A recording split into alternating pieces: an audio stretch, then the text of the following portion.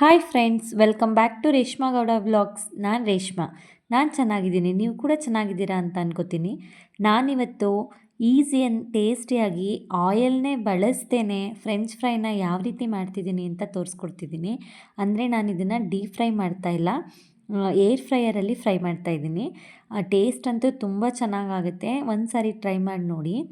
ನಾನು ಇದಕ್ಕೆ ಒಂದು 3/4 kg ಆಲೂಗೆಡ್ಡೆನ ತೊಗೊಂಡಿದ್ದೀನಿ. ಸ್ವಲ್ಪ ದಪ್ಪ ಸೈಜ್ನೇ ತೊಗೋಬೇಕು, ಯಾಕೆ ಅಂದರೆ ಅದನ್ನು ನಾವು ಉದ್ದವಾಗಿ ದಪ್ಪವಾಗಿ ಕಟ್ ಮಾಡ್ಕೋಬೇಕಲ್ವ. ಸಣ್ಣ ಇದ್ದರೆ ಚೆನ್ನಾಗಿರಲ್ಲ ಆಲೂಗೆಡ್ಡೆ. ಎಲ್ಲ ಆಲೂಗೆಡ್ಡೆನ ನೀಟಾಗಿ ಸಿಪ್ಪೆ ತೆಗೆದು ರೆಡಿ ಮಾಡಿ ತೊಳೆದು ಇಟ್ಕೊಂಡಿದ್ದೀನಿ. ಅದನ್ನು ನಾನು ಈಗ ಯಾವ ಶೇಪಲ್ಲಿ ಬೇಕೋ ಆ ಶೇಪಲ್ಲಿ ಕಟ್ ಮಾಡ್ಕೋತೀನಿ. ಅಂದರೆ ಫ್ರೆಂಚ್ ಫ್ರೈ ಅಂದರೆ ಯಾವ ಶೇಪಲ್ಲಿರುತ್ತೆ ಅಂತ ನಿಮಗೂ ಗೊತ್ತು. ಉದ್ದವಾಗಿ ಸ್ವಲ್ಪ ದಪ್ಪ ಬರಬೇಕು, ಅದಕ್ಕೋಸ್ಕರ ಮಂದವಾಗಿ ಕಟ್ ಮಾಡ್ಕೋತಿದ್ದೀನಿ ನಾನು. ಅದು ತೆಳುವಾಗಿ ಕಟ್ ಮಾಡಿಬಿಟ್ರೆ ಚೆನ್ನಾಗಿರಲ್ಲ. ನೋಡಿ, ನಾನು ಕಟ್ ಮಾಡ್ಕೋತಿದ್ದೀನಲ್ಲ, ಇದೇ ರೀತಿನಲ್ಲಿ ಕಟ್ ಮಾಡ್ಕೋಬೇಕು. ಎಡ್ಜಸ್ಗಳು ಬೇಡ ಅಂದರೆ ಶೇಪ್ಗಳು ನೀಟಾಗಿ ಬರಲ್ಲ ಅನ್ನೋ ಕಾರಣಕ್ಕೆ ಎಡ್ಜಸ್ನ ತೆಗಿಬೇಕಷ್ಟೇ. ಅದನ್ನು ತೆಗೆದುಬಿಟ್ಟು ನೀಟಾಗಿ ಉದ್ದಕ್ಕೆ ಸ್ಕ್ವೇರ್ ಟೈಪಲ್ಲಿ ಬರೋ ರೀತಿಯಲ್ಲಿ ಕಟ್ ಮಾಡ್ಕೋಬೇಕು. ಈ ರೀತಿ ಕಟ್ ಮಾಡಿಕೊಂಡ್ರೆ ಬೇಗನೂ ಬೇಯುತ್ತೆ, ಏನು ಜಾಸ್ತಿ ಏನು ಮಂದ ಇರಲ್ಲ ಅಲ್ವಾ, ಬೇಯ್ಕೊಳ್ಳುತ್ತೆ. ನೋಡಿ, ನಾನು ತೋರಿಸ್ತಿದ್ದೀನಲ್ಲ, ಈ ಶೇಪಲ್ಲಿ ಕಟ್ ಮಾಡಿಕೊಂಡ್ರೆ ಸಾಕು. ಇದನ್ನು ನಾವು ಡೀಪ್ ಫ್ರೈ ಮಾಡ್ತಾ ಇಲ್ಲ, ಏರ್ ಫ್ರೈಯರಲ್ಲಿ ಫ್ರೈ ಮಾಡ್ತಿರೋದ್ರಿಂದ ಒಂದು 2-3 ಸ್ಪೂನ್ ಆಯಿಲ್ ತೊಗೊಂಡ್ರೆ ಸಾಕಾಗುತ್ತೆ. ನಾನು ತೊಗೊಂಡಿದ್ದ ಎಲ್ಲ ಆಲೂಗೆಡ್ಡೆನೂ ಅದೇ ರೀತಿಯಲ್ಲಿ ಶೇಪ್ ಕೊಟ್ಟು ಕಟ್ ಮಾಡ್ಕೊಂಡಿದ್ದೀನಿ. ಇದನ್ನು ಇವಾಗ ನಾನು ಏನು ಮಾಡ್ತೀನಿ ಅಂತಂದರೆ, ಒಂದು ಪಾತ್ರೆಯಲ್ಲಿ ನೀರನ್ನ ಬಿಸಿಗಿಟ್ಕೊಂಡಿದ್ದೀನಿ. ಅದರ ಒಳಗಡೆ ಹಾಕ್ಕೊಂಡು ಒಂದು 3-4 ನಿಮಿಷ ಬೇಯಿಸ್ಕೊಂಡ್ರೆ ಸಾಕು. ಜಾಸ್ತಿ ಬೆಂದ್ಬಿಟ್ರೆ ಆಮೇಲೆ ಪೂರ್ತಿ ಎಲ್ಲ ಸ್ಮ್ಯಾಶ್ ಆಗಿಬಿಡುತ್ತೆ, ಆ ರೀತಿ ಬೇಡ. ನಾನಿವಾಗ ತೋರಿಸ್ತೀನಿ ನೋಡಿ. ಇದನ್ನು ನೀರೊಳಗಡೆ ಹಾಕಾದ್ಮೇಲೆ ಇದಕ್ಕೆ ರುಚಿಗೆ ತಕ್ಕಷ್ಟು ಉಪ್ಪನ್ನು ಸೇರಿಸ್ಕೋತಾ ಇದ್ದೀನಿ.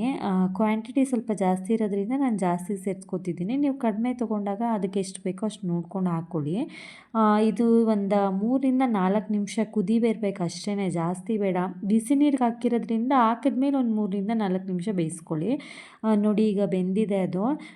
ಹಿಂಗೆ ಬೆಟ್ಟಲ್ಲಿ ತೊಗೊಂಡು ನೀಟಾಗಿ ಒಂದು ಮುರಿದಾಕಿದ್ರೆ ಮುರಿದೋಗ್ಬೇಕು ಅಷ್ಟೇ, ಅಷ್ಟು ಬೆಂದರೆ ಸಾಕಾಗುತ್ತೆ.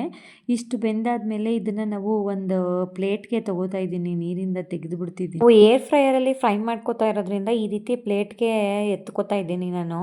ನೀವೇನಾದರೂ ಡೀಪ್ ಫ್ರೈ ಮಾಡ್ತೀನಿ ಅಂತ ಹೇಳಿದ್ರೆ ಈ ರೀತಿ ತೆಗೆದಾದ್ಮೇಲೆ ಒಂದು ತೆಳುವಾಗಿರೋ ಬಟ್ಟೆ ಮೇಲೆ ಹಾಕಿ ಒಂದು ಅರ್ಧ ಗಂಟೆ ಹಾರಾಕಿ ಆ ತೇವಾಂಶ ಎಲ್ಲ ಕಡಿಮೆ ಆದಮೇಲೆ ಇದಕ್ಕೆ ನಾವು ಏನು ಕೋಟಿಂಗ್ ಮಾಡ್ತಿದ್ದೀವಿ ಅದನ್ನು ರೆಡಿ ಮಾಡಿ ಹಾಕ್ಕೊಂಡ್ರೆ ತುಂಬ ಚೆನ್ನಾಗಿರುತ್ತೆ. ನಾನು ಏರ್ ಫ್ರೈಯರಲ್ಲಿ ಫ್ರೈ ಮಾಡ್ಕೋತಾ ಇರೋದ್ರಿಂದ ಈ ರೀತಿ ಮಾಡ್ಕೋತಿದ್ದೀನಿ. ನಿಮಗೆ ಇಷ್ಟನ್ನು ನಾನು ಒಂದೇ ಸಾರಿ ಖಾಲಿ ಮಾಡ್ತಾ ಇಲ್ಲ, ಮಕ್ಕಳಿಗೆ ಸ್ನ್ಯಾಕ್ಸ್ಗೆ ಅಂತ ಹೇಳಿ ಮಾಡ್ತಿರೋದ್ರಿಂದ ಒಂದು ಅರ್ಧನ ನಾನು ಇವತ್ತಿಗೆ ಎಷ್ಟು ಬೇಕೋ ಅಷ್ಟನ್ನು ಮಾತ್ರ ತೊಗೊಂಡಿದ್ದೀನಿ. ಇನ್ನರ್ಧನ ಈ ರೀತಿ ಒಂದು ಬಾಕ್ಸ್ನಲ್ಲಿ ಹಾಕಿ ಫ್ರಿಜ್ಜಲ್ಲಿ ಎತ್ತಿಟ್ರೆ ಒಂದು 2-3 ದಿನ ಬಳಸ್ಕೋಬೋದು, ತೊಂದರೆ ಏನಿಲ್ಲ.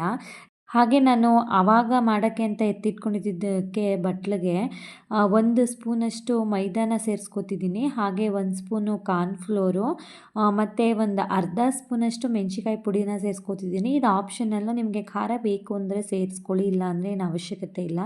ಇದನ್ನ ನೀಟಾಗಿ ಈ ರೀತಿಯಲ್ಲಿ ಮಿಕ್ಸ್ ಮಾಡ್ಕೋಬೇಕು. ಮಿಕ್ಸ್ ಮಾಡಿಕೊಂಡು ಇದಕ್ಕೆ ನಾವು ಆಯಿಲಲ್ಲಿ ಡೀಪ್ ಫ್ರೈ ಮಾಡದೇ ಇರೋದ್ರಿಂದ ಒಂದು 2-3 ಟೀ ಸ್ಪೂನ್ ಅಷ್ಟೇ ಅಷ್ಟು ಆಯಿಲ್ನ ಸೇರಿಸ್ಕೊಂಡ್ರೆ ಸಾಕು. ಸ್ವಲ್ಪ ಅದು ಚೆನ್ನಾಗಿ ಫ್ರೈ ಆಗಲಿ ಅನ್ನೋ ಕಾರಣಕ್ಕಷ್ಟೇ. ಇದನ್ನು ಅಷ್ಟೇ, ಅದು ಒಂದು ಸತಿ ಮಿಕ್ಸ್ ಆದಮೇಲೆ ಆಯಿಲ್ನ ಸೇರಿಸ್ಕೊಂಡು ಈ ರೀತಿ ಇನ್ನೊಂದು ಸತಿ ಮಿಕ್ಸ್ ಮಾಡ್ಕೊಬಿಟ್ರೆ ನೀಟಾಗಿ ಆಯಿಲ್ಲು ಎಲ್ಲದಕ್ಕೂ ಸ್ಪ್ರೆಡ್ ಆಗಿರುತ್ತೆ, ಟೇಸ್ಟು ತುಂಬ ಚೆನ್ನಾಗಿ ಬರುತ್ತೆ. ಈಗ ಇದನ್ನು ನಾನು ಏರ್ ಫ್ರೈಯರಲ್ಲಿ ಹಾಕೋತಿದ್ದೀನಿ.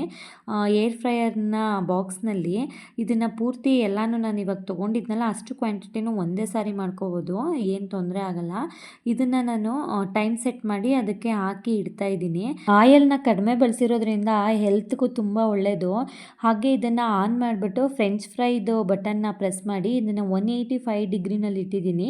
20 ಮಿನಿಟ್ಸ್ ಬೇಕಾದರೆ ಇದು ನೀಟಾಗಿ ಬೇಕಾಗಿರುತ್ತೆ. ಇದನ್ನು ಒಂದು 10 ನಿಮಿಷ ಬಿಟ್ಟು ನಾನು ತೆಗಿತಾ ಇದ್ದೀನಿ. 10 ನಿಮಿಷ ಬಿಟ್ಟಾದಮೇಲೆ ಇದನ್ನು ನೀಟಾಗಿ ಎಲ್ಲನೂ ಉಲ್ಟಾ ಮಾಡ್ಕೋಬೇಕು, ಯಾಕೆ ಅಂದರೆ ಒಂದು ಮೇಲೆ ಕೆಳಗೆ ಆಗಿರುತ್ತೆ ಅಲ್ವಾ. ಇದು ಡೀಪ್ ಫ್ರೈ ಮಾಡಬೇಕಾದ್ರೆ ನಾವು ನೀಟಾಗಿ ತಿರುವಾಗ್ತಾ ಇರ್ತೀವಿ, ಆದರೆ ಇದರಲ್ಲಿ ಆ ರೀತಿ ಮಾಡೋಕ್ಕಾಗಲ್ವಲ್ಲ. ಸೊ ಒಂದು 10 ನಿಮಿಷ ಆದಮೇಲೆ ಒಂದು ಸಾರಿ ಈ ರೀತಿ ಮಿಕ್ಸ್ ಮಾಡಿಬಿಟ್ಟು ಅದಕ್ಕೆ ಸ್ವಲ್ಪ ಗಾರ್ನಿಷಿಂಗ್ಗೆ ಅಂತ ಹೇಳಿ ಕೊತ್ತಂಬರಿ ಸೊಪ್ಪನ್ನ ಉದುರಿಸ್ತಾ ಇದ್ದೀನಿ. ಹಸಿ ಇದ್ದಾಗಲೇ ನೀಟಾಗಿ ಅದಕ್ಕೆ ಅಂಟ್ಕೊಳ್ಳಿ ಅಂತ ಹೇಳಿಬಿಟ್ಟು ಈ ರೀತಿ ನೀಟಾಗಿ ಮಿಕ್ಸ್ ಮಾಡಿಬಿಟ್ಟು ಇನ್ನೂ 10 ನಿಮಿಷ ಅದನ್ನು ಬೇಕಾಗೋದಕ್ಕೆ ಇಡ್ತಾ ಇದ್ದೀನಿ ನಾನು. ಇದಾದಮೇಲೆ ಫ್ರೆಂಚ್ ಫ್ರೈ ರೆಡಿ ಇರುತ್ತೆ. ಒಂದು 10 ನಿಮಿಷ ಟೈಮ್ ಅಷ್ಟೇ ಸಾಕಾಗುತ್ತೆ. 10 ನಿಮಿಷ ಮೊದಲೇ ಆಗಿತ್ತಲ್ವ, 20 ನಿಮಿಷಕ್ಕೆ ಇದು ರೆಡಿ ಆಗಿರುತ್ತೆ. ನೋಡಿ ಈಗ ರೆಡಿ ಆಗ್ತಿದೆ. ಇನ್ನೊಂದು 2 ನಿಮಿಷ ಇತ್ತು ಅಷ್ಟೇ, ತೆಗ್ದಿದ್ದೀನಿ ನಾನು. ಹೇಗಿದೆ ಅಂತ ನೋಡೋಣ ಅಂತ ಹೇಳ್ಬಿಟ್ಟು. ಇದು ರೆಡಿ ಆಗಿತ್ತು. ಸೌಂಡು ಕೇಳಿಸ್ತಾ ಇರ್ಬೋದು ನಿಮಗೆ ಯಾವ ರೀತಿ ಬಂದಿದೆ ಅಂತ. ಕ್ರಿಸ್ಪಿಯಾಗಂತೂ ತುಂಬ ಚೆನ್ನಾಗಿ ಬಂದಿತ್ತು. ನನಗಂತೂ ಇದು ತುಂಬಾ ಪರ್ಸ್ನಲಿ ಇಷ್ಟ ಆಯಿತು. ಈ ವಿಡಿಯೋ ನಿಮಗೆ ಇಷ್ಟ ಆದರೆ ಲೈಕ್ ಮಾಡಿ, ಶೇರ್ ಮಾಡಿ, ಸಬ್ಸ್ಕ್ರೈಬ್ ಮಾಡೋದನ್ನು ಮರಿಬೇಡಿ. ಫೇಸ್ಬುಕ್ಕಲ್ಲಾದರೆ ಫಾಲೋ ಮಾಡೋದನ್ನು ಮರಿಬೇಡಿ. Thank you all.